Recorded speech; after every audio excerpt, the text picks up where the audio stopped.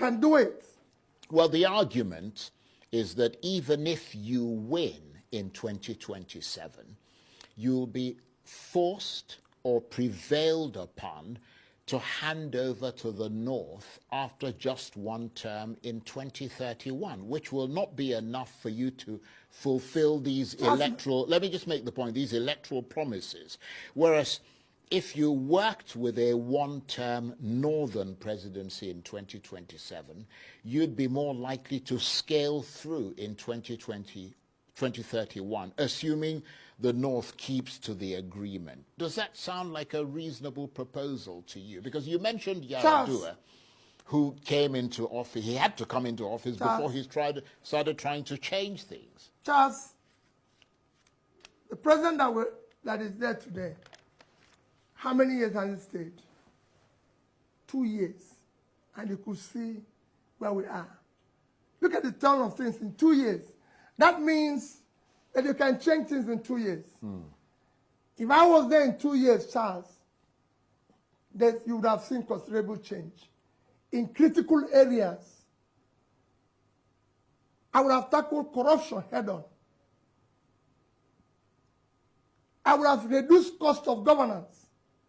And you will see it. People will feel it. And those monies invested in critical areas.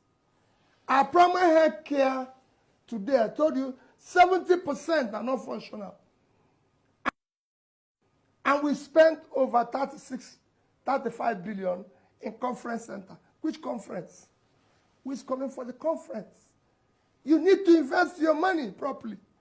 Just you have been seeing borrowed money invested in critical area.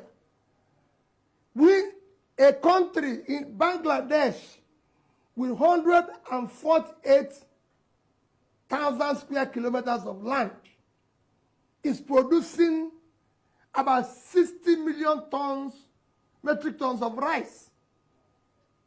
And us, with over 6 times that size of land, cannot do 10% of that. Charles, there's room here. You talked about devaluation of Naira. There's nothing wrong in devaluation. I would have done something. I would have allowed the Naira to float. But I would have done it in an organized manner. There would be productivity. The idea of devaluing your currency, allowing it to float, to be cheaper, is that you have productivity so you can export, so people can come and buy. But when you don't have productivity and you devalue your currency, it's double whammy because you have nothing to sell. So I would have injected money in productivity.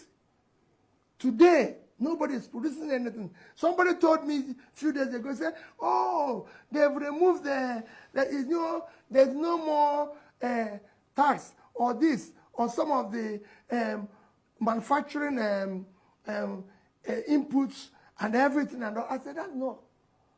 How can you manufacture? How can you do business when your interest rate is over 40%?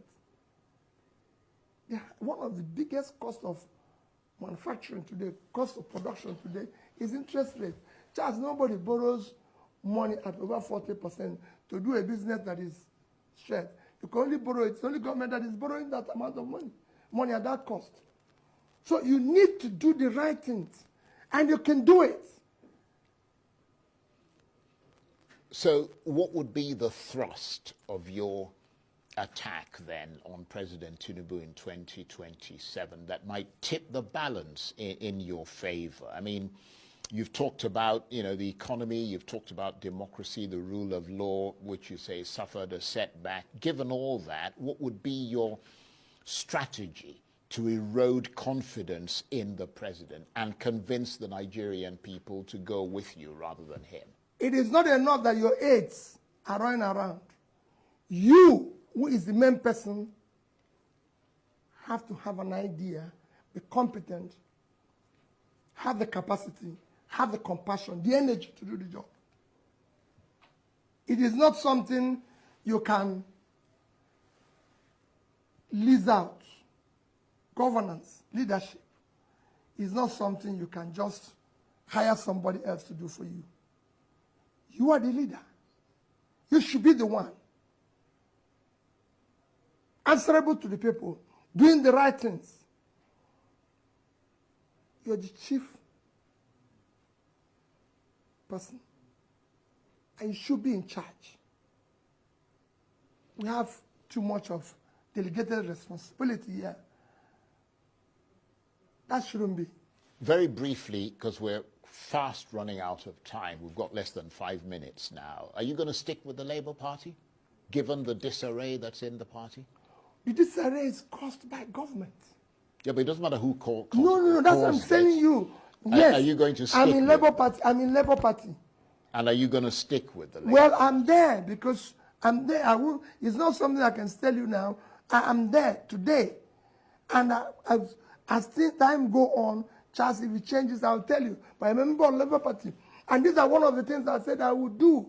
I will make sure that parties work. I will protect democracy and make it work. Some would say Labour Party isn't working under you. No, it has nothing to do under me. I'm not the one running the party. Charles, I've been involved in all this. If government today is democratic and they want democracy to thrive, all these things will work. Right. Put me anywhere. So you can only make the change if you're president. I've told you, Charles, I saw this we had a problem under Yaradua, for example, in my party. He told it in front of me, told the INEC chief, I don't want all these party issues in front of me. I want it to happen. I don't want all this. So you have to say you're democratic, practice it, believe in it, whether it favors you or not. Because that's what you want. You want to build a better, decent society that is organized. Right. Okay. We've got a couple of minutes left before we have to go, which is rather sad because I'm enjoying talking with you. Before we go, after what's been clearly a rather depressing discussion about the future of Nigeria, cheer us up with one thing that could make this country look better to the world. Well, Charles, I wish I can tell you. The only thing I can tell you is that it is what is happening can be turned around with a competent leader that has the capacity and compassion to serve. Because we have low-hanging fruits. There's nothing in following the rule of law. There's nothing in ensuring orderliness.